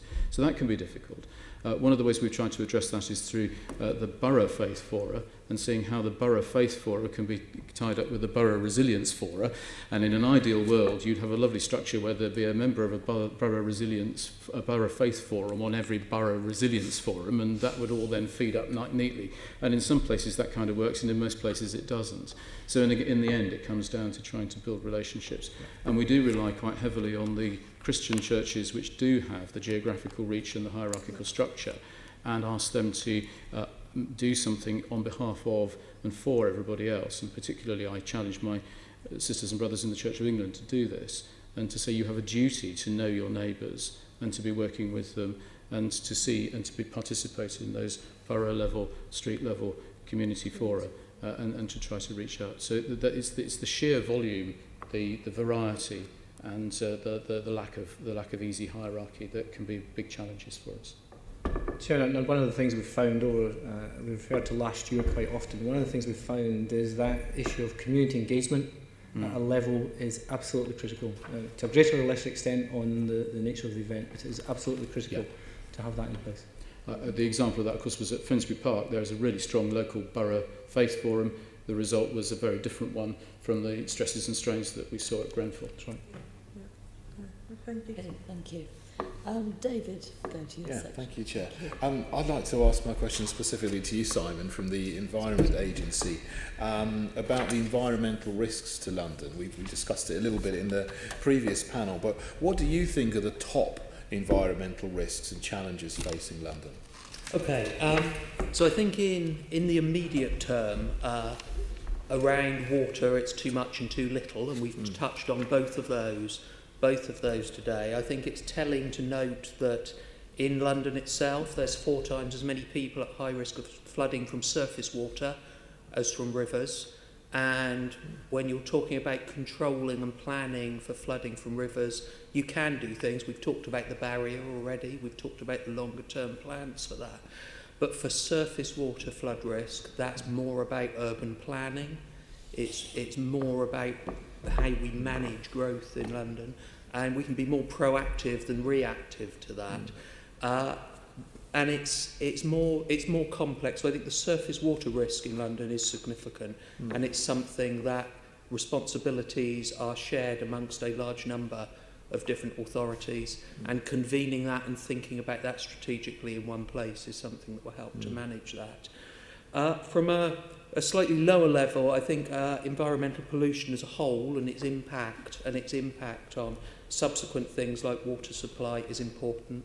And I do welcome the role that the resilience team have brought to, even when we were doing Operation Unified Response, which was basically about a large-scale emergency and humanitarian impacts, and we also modelled and what happens when the sewer ruptures. And so the broad thinking that the team bring to that and we exercise during response really helps us manage some of that in incidents where you wouldn't normally think. Often I come into an SCG or to a control room and people think, why are we there? There is no flooding. But they think quite broadly about that, and I really welcome that. And I suppose lastly, climate change is not a risk in itself, but it is a challenge that we face, and a long-term challenge, and will hit us in many different ways, whether that be urban heat islands or whether that be the water supply and flood issues we've already talked about. And sometimes our horizons of thinking don't allow us to plan properly for that. I'm working at the moment on safeguarding land for a future barrier that won't be needed for 40 years. But if we wait until London has grown eastward, there'll be nowhere to put it. And I think sometimes that longer term thinking, we need to make sure we're applying across sectors and across thoughts, because it will touch every part of resilience. Okay, thanks. How does the London Resilience Partnership help you to try to mitigate all those risks that you mentioned? As I say, I think they are very. I've worked with resilience fora and indeed in response phase SCGs across the country. I worked in the south of England before this role through the floods of 2013-14. I spent time in Cumbria during the recent winter floods. I find the forum very inclusive. So I've been to fora that are very formal and very rigid, and only Category 1 responders can sit at the table, and Category 2 responders can come in the room if you're lucky. But I do find them very, very inclusive, and that helps, because it actually helps give us a better overall answer. And when we think there is awareness raising, we have run drought and surface water gold workshops in the last 18 months, which helps bring those together, and I find them very responsive to our asks around that. They're very happy to convene those broader communities when I need them, and I'd find them difficult to reach myself. Just one final question about flooding. You mentioned it is a big risk. What activities do you undertake to engage with Londoners to try to help them to prepare for flooding and to prevent flooding? Okay, so we've recently run with the GLA and with the resilience team London Flood Awareness Week, and we do that on an annual basis. And we've recently moved to a place, notwithstanding the comments earlier about reaching communities in different ways, but we've recently moved to a place with our flood warnings that if people live in a flood zone, an area likely to flood from either the river or the sea, then they automatically receive those warnings. It used to be you opted in, now you opt out. And we've done a lot of work with the mobile networks, because that's really easy with a landline. But with a mobile network, it's less so, because you're going back to bill payers and those sorts of things. Mobile networks have been really responsive to that, and we've recently brought the 3 network on board, which has brought another 300,000 people who live in flood zones into automatic warnings. Okay, thank you. Right, thanks, Jim. Briefly, thank you, Chair. Just to come back to this whole point about how we're measuring risk again, and you've just said, Simon, that in your view, that surface water flooding is a significant risk, and I think we've seen it several times in London. Obviously, building the Thames Tideway tunnel is associated actually with some assistance with reducing that surface water flooding and also the issues with the sewers. But I just wonder again whether having surface water flooding as a lower risk than fluvial flooding and coastal flooding is putting that in the right place. I think my view on that, Leonie, is that surface water flooding will... so it's about consequence again for me. So if the Thames barrier failed, or if we had a widespread breach in the wall outside of here, then once the water's in, the impact is very significant for a very large number of people. Surface water is harder to predict, and overall more people are at risk, but in any one event, it's likely to affect less people. And that's some of the balance of risk for me. So widespread and long-term impact is less likely as far as consequence goes. Yes, I mean, obviously the matrix is made up of likelihood and impact.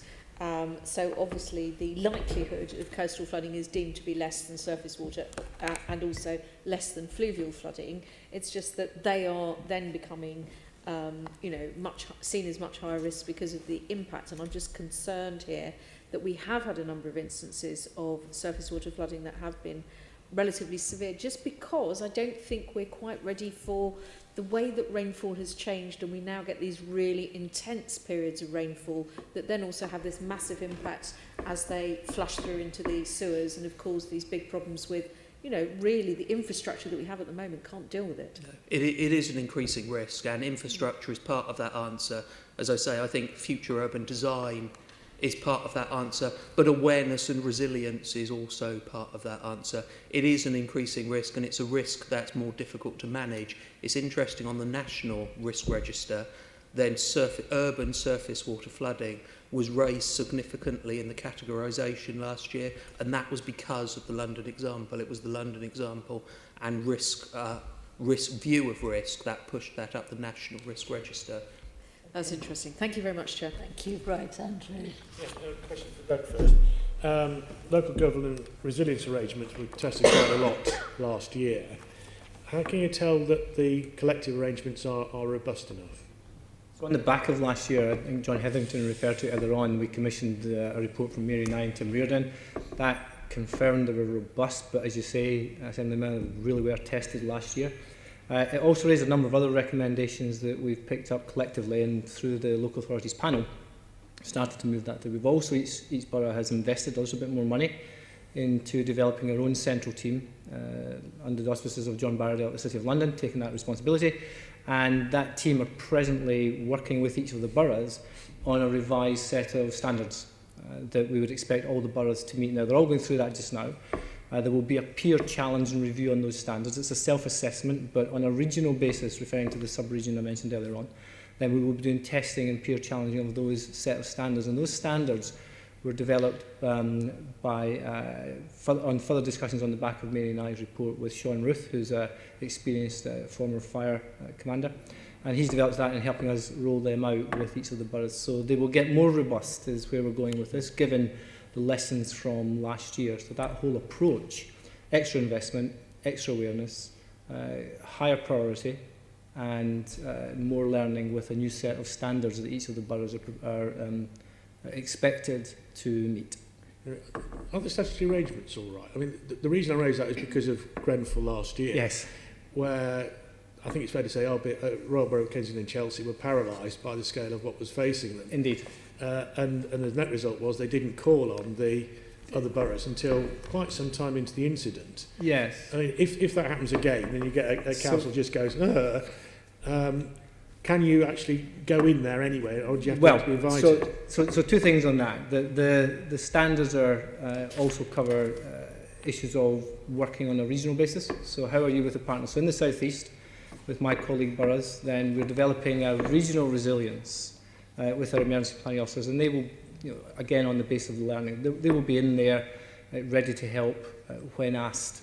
The point you mentioned about when asked, and I think it was a point that Assemblymember Bacon asked earlier on. I'm in a better position to answer that.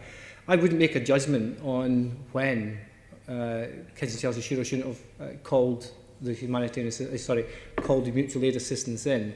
But I will say to every single chief executive that I met, and I said it in front of Deputy Mayor Twycross's committee a number of months ago, that I would look any chief executive in the face now and say, the first thing you do in emergency planning is put mutual aid on standby right away. First thing you do. If you don't need it, that's fine. But you've got to work in that way now, and that's a big, big lesson. I don't mean that as a judgment on what happened, because as was mentioned earlier on, you have to be in the middle of the circumstances to understand and appreciate any decisions you've got to make. But that big lesson is, that's the first thing a chief executive would probably do in future. Yeah, but the problem in Grenfell was that you still had to be wait to be invited in. Now, I take your point. So I take your point that it should be higher up the chief executive's list of things to do. But what happens if you're not invited into a major incident? You don't have powers, presumably, to say, get out of the way, let us get on with it. So as part of the because there's a gold resolution in place that manages and facilitates this, and there's a review of that going on just now. There's no solution to it. The solution is the solution I suggested in that way. It's not written because it's got to be on each of the incidents and how that would work. And I can't just go bombing into Bexley at the drop of a hat because I think it's right. There needs to be a protocol in there to allow that to happen. And I think with that lesson, I'm very confident, notwithstanding it's not written into the gold resolution, it will work. Yeah, well, that's the point I'm making. What happens if the protocol fails? Is it because you don't have the statutory powers to do it? Because it does rely on somebody actually doing something. Well, the whole of the system, the whole of the emergency planning system to an extent, whether it is governed by statute, relies on those relationships as well. You know, I know that my emergency planning officer will be on to her colleagues at Croydon, Lewisham, Bexley and Greenwich if necessary. Those things need to happen, and they will happen as a result of the training and the development that each of the officers are getting about how they would respond in any situation, regardless of what's there in statute. They've got, they know they've got to deal with a particular issue and make judgment calls that we can't second guess here on the basis of what's happening at that very incident. But it still comes down, though, to somebody inviting you. Of course, it does at the present time, but it does with the lesson of what happened last year. Okay. Perhaps I could come on to Luke, Simon and Emma from the other side of the coin. What are the strengths and weaknesses of how the local authorities work together, and with you, key resilience partners, how do you contribute to the wider resilience through the council network? So the faith sector will be building those relationships. Key relationship will be with the local emergency planning officers in boroughs.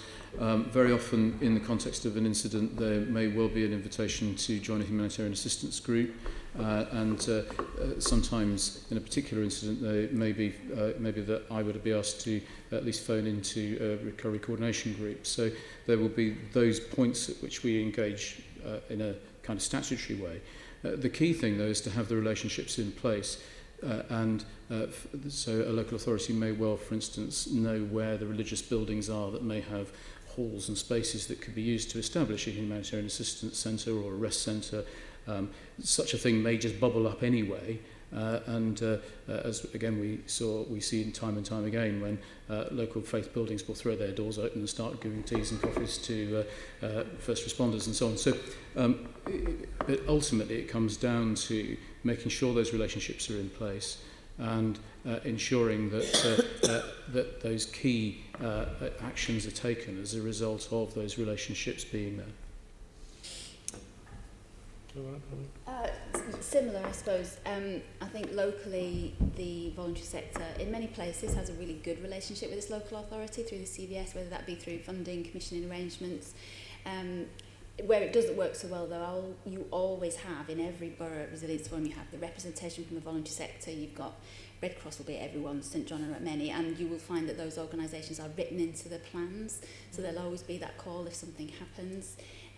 But I think the concept that you raised actually earlier, Luke, about the borough level forum fora being more closely tied in, there are some really good examples of those happening actually, particularly in Bromley, where the voice of the voluntary sector is really loud in those planning conversations, and therefore they are automatically called on in a response. And then when it happens spontaneously, actually that adds value to what's happening. So we are active at Borough Resilience Fora level, but resourcing that is difficult. Resourcing attending each of those as well as the Pan London group is hard, but we endeavour to get to at least a proportion of those meetings every year to keep those relationships live. I think for me, I'm primarily dealing with water in this situation, and water is no respecter of electoral boundaries, and which is why we tend to, when we're talking about flood risk beyond response, we bunch those boroughs up into partnerships and work with 4 partnerships across London to look at risk of flooding and flood investment through the programme. And that helps because there's some places where that disaggregation to a borough level makes no sense. And equally, our colleagues in boroughs, that resourcing issue for them on a one-by-one basis across the 33 is sometimes very difficult. So I wonder if there's more opportunities to look at clustering at some of these issues to get some better answers. I think you raised the last point I want to make, or raise with you, which is the question of capacity of local councils, because obviously local authorities have had mega cuts over the last few years, and the net result is not just a loss of capacity, but also the loss of the skills and experience of more senior people who may take voluntary redundancy or whatever and move on. And I suppose that the question really is, are you 3 concerned about that loss of capacity? And I think that was demonstrated at Grenfell as well, because of the impact of the cuts at RBK&C. They just didn't have the capacity to deal with what they were facing. Is this something that you're particularly concerned about, and what do you think the solution may be? I think we have a capacity issue on our side as well. I mean, the remark I was going to make earlier is that in the resilience world, all of the faith sector people are volunteers in the resilience world, and many of them are volunteers in their faith bit. So you talk to a minority faith leader who will say, well, I do my faith stuff on the side and I have a day job as well, and then you ask me to come along and do some resilience stuff. How am I going to do that? Yeah. On the day there may well be a response because it becomes the most important thing in everyone's life for that moment. So I think that there are capacity issues, and one of the things that we've often talked about is when faces change, because when so much is dependent on relationships, and then you have to rebuild them each time. And there's the capacity just to know, when your emergency planning officer doesn't think that there may be an opportunity to draw in or a need to draw in a faith response, then because that person perhaps hasn't got those relationships, I and my colleagues haven't had a chance to get in there and build them and so on. So I think there's always an issue, but it's not just on the official side, it's on kind of my side of the thing as well, and working together on how we do that is going to be difficult. And I think there is a role for the mayor here, and I come back to it, I've been very grateful for the support that we've had in that sort of official notice, if you like, that the faith sector is an important thing, and just sort of having me here now, which I'm really grateful for, saying, yeah, this sector is worth engaging with, has a contribution to make, is a part of our community which is able to offer something, but also needs to receive in return as a mutuality there. That's a really great thing, I think, and I'm grateful for the way that the London Resilience Forum has said more and more, where is the vicar? The difficulty is, can we get him or the rabbi or whoever it might be into the room? And something you've had cuts as well, presumably. We're expanding, but still. Not you. Yeah. Yes, we have. And we rely. We talked about mutual aid, and we rely. I said earlier, I've been to Salisbury and Cumbria in the last 18 months for very different sorts of strategic coordinating groups. The problem when that becomes when you've got simultaneous national events, that becomes a challenge. But I do think some of that is about overall funding in the sector. Some of that I think would have been a challenge before that, if I'm honest. When you get significant local incidents, which I think makes it all the more important for both mutual aid and, as I say, that thinking about what scale of thinking do we want to do here, and being flexible in that, I think has a real critical place in our future planning for resilience. And as I mentioned earlier on, there is a recognition about building in support on your region with your neighbours, and actually everybody's warming to that more and more. It has been pretty good in some areas, not so good in others, but as part of the standards, that relationship on a geographic area, how you're working with them has come up the agenda quite significantly, and actually everybody welcomes that, because you get added strength and support in where there is that, there's no doubts about it, everything's been pushed and squeezed. Well, just follow that up, right? So you've got a group of local authorities, and some are doing a really good job, and some aren't. Are they just not pulling their weight, the ones that aren't? So we're and relying on the ones who are doing a good job? Most of them are doing a good job just now. What the whole idea behind the standards and the peer assessment and that evaluation we're going through just now is to get and establish those facts and trusts. in those positions in a much stronger way than we've ever done before. And in a much more perceptive way, in the way that each borough will be challenged by its neighbours. For the very reason that I've said, we're increasingly relying on each other more and more to deal with any sort of major incident of that way. So that's why our standards have been developed in the way they are, that's why it's peer reviewed, and that's why they'll be rolling all the time to make sure that when you get a green mark to say you're there, it's not that you're there, it's that you're keeping working on this and you've got a good base of provision at a level, and that'll be taken forward.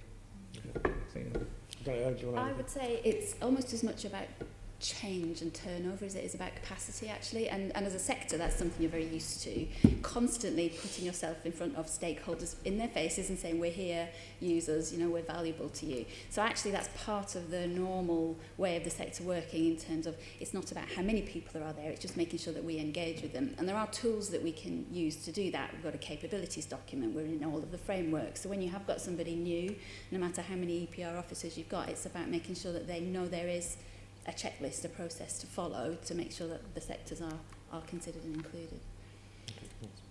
Okay, any other questions? No. Our last section, a couple of questions from Yoni. Yes, this is the and finally, and anything else that you didn't say before. So, and obviously you've sort of touched on some of the issues already, but if there's anything that you want to expand on, what changes, if any, would you like to see how resilience and emergency planning services are organised in London? And so I'm going to start with the Venerable Luke and then just go along to see if there are any sort of 1 or 2 points that you would like to make, any changes at all, planning, how things are organised. I'm really grateful for the fact that there is this partnership, and that, as Simon says, it's so inclusive, and that has been, I think, an enormous strength. I think that the response to the sort of cry that I was articulating a moment ago about our lack of capacity to offer a response at the level at which we're now, I think quite rightly, being asked, and the offer of support to do that has been great. And I perhaps answer your question slightly more fully next time, on the basis that when we see how that's worked, we'll be able to answer whether or not that really has enabled us to step up to the mark in a way that I hope and think that we can and should. Okay, so the changes are good so far, and we still need to effectively see how they're bedding in. Any changes, more changes that you can think of that you'd like to mention now, Simon? So not widespread organisational building blocks of that, but culturally I'd like to continue to encourage. Sometimes meetings are very formal and structured, and that doesn't always encourage the debate and the challenge of ideas. So looking at the right structure for meetings, not in response phase, but in peacetime planning and thinking, and being flexible about that it might not always be a big table meeting with 25 people around the table. I think we've tried to do that with some of the Gold Summits, but the attendance hasn't always been at the right level at those to generate quite the debate that was planned maybe before. So keeping a flexible outlook to the structure, I think, would be sensible. Do you think more informal contacts would help with that as well? Keeping those channels open at all times? I think they would. I can see some nodding from Emma on that one, yeah. I think your point earlier about the combined messaging as well, and trying to make things just more accessible, because I think sometimes, especially when you're new to emergency planning, when I was first fresh into this field about 4 years ago, it is like an alien world. The language, the formality of the meetings, it is quite a shock to the system actually. So I think if we want to make things more accessible generally, there's definitely some changes. Couldn't agree more. I mean, we're sitting here in a committee that has now been renamed the FREP committee, and before that it used to be called LFIPA. I mean, we specialise in ridiculous acronyms and strange names in City Hall, so I completely agree with you on the inaccessibility of all of these words like that. So more contacts, and also making it more transparent. I mean, who knows what FREP is? It sounds like something you need aspirin for. Frappuccino, or maybe a drink that you could get in the cafe. Doug, anything? Any improvements? I think things are strengthening so much across London well, and the system is getting in place that is going to work and work well. And I think it's just a caution that we don't try and have too many systems running, that we keep it simple and we keep it clear, because that's what you need in any emergency, the clarity of role and responsibility, and that we don't muddy that up. It just needs to be straight how that works. And we facilitate allowing the guys that really know how to solve the problem get on with it, and we don't get in their way. And the other question is, do you think there's anything, and you can sweep up both points if you like, Emma, because I'm going to come that way back down, all four of you, is there anything else that the Mayor can do to provide further support for resilience in London? Doug, I think the point was made earlier on about the Mayor's role in being in communication.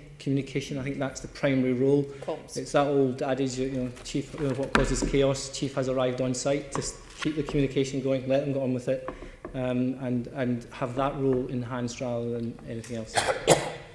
Comms and bringing attention to it. That the awareness, but again, was mentioned earlier on, in a measured way, so it's not about panic, it's a measured, appropriate way. That's the issue. Emma?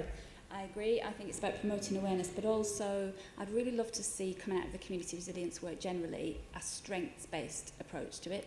So we are talking about needs, and we need to target what different communities might need and want, but actually there's huge strength, as was demonstrated last year when communities got involved with the awful incidents. There's huge strengths in what communities can offer and do every day. So I'd really just like to see a bit of perhaps a shift in the language to how we talk about resilience.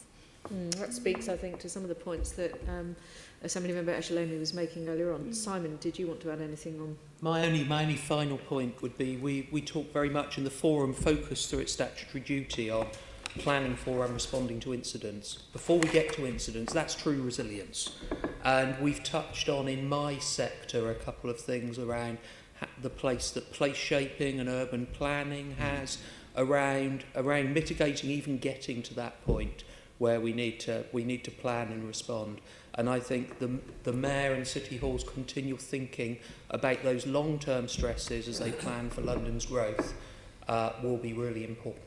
Okay, so important to see a lot of that in the London plan, I think, which is obviously, we're going to be looking into that next year through the examination in public. I don't know whether there's anything further you want to add. I would simply point to the convening power that the Mayor has, both during an event, and we see that at vigils and things like that, but also, as you put it, in peacetime, the ability to draw people together in this hugely diverse city where it's, rather than working down through hierarchies which don't necessarily exist, and also the convening, the way that the Mayor has to enable others to convene so that can happen at a local level where it really works. I think pulling people together in that way can be very enormously helpful. And I think the other thing is to give a lead in language and in attitude, that resilience is too important a thing for us to create castles of unreality around.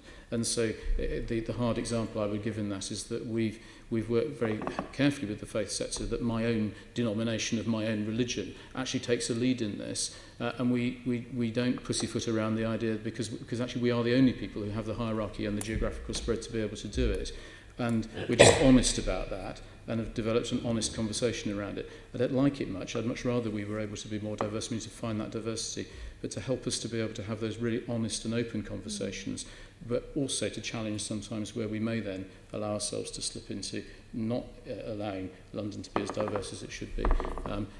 That can be a real help to us. Thank you. Thank you, Chair. Okay, I think colleagues agree it's been a very interesting afternoon. Thank you very, very much, all of you, for giving up your time and coming to see us. I've just got a couple of things to run through. Thank you again.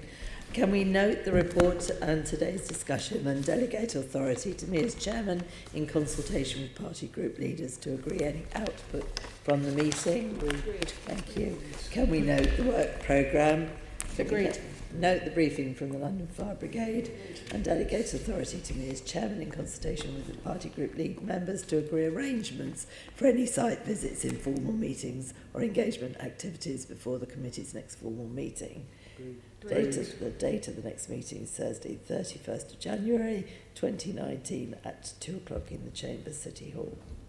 There's no other business. Thank you very, very much. Thank you.